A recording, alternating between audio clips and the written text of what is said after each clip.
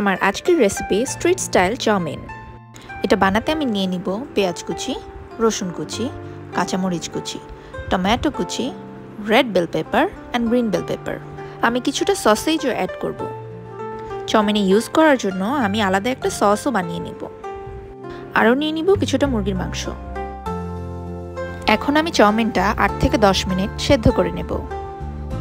Chowmein সেদ্ধ হয়ে গেলে আমি বাকি প্রক্রিয়ায় চলে যাব। প্রথমেই গরম তেলে আমি কিছুটা রসুন কুচি এবং পেঁয়াজ কুচি নিয়ে নিচ্ছি। এটা কিছুটা ভাজা হয়ে গেলে এর সাথে আমি অ্যাড করব সসেজ এবং মুরগির মাংস। মাংসটা ঠিকমতো ভাজা হয়ে গেলে আমি এর সাথে দুটো ডিম নিয়ে নিব। এরপর একসাথে সবকিছু ভালো মতো ভেজে নেব।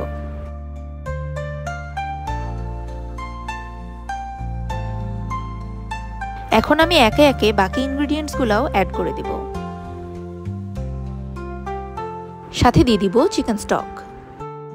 কিছুটা স্বাদ বাড়ানোর জন্য আমি টেস্টিং সল্ট ইউজ করব। আপনারা চাইলে অ্যাভয়েড করতে পারেন।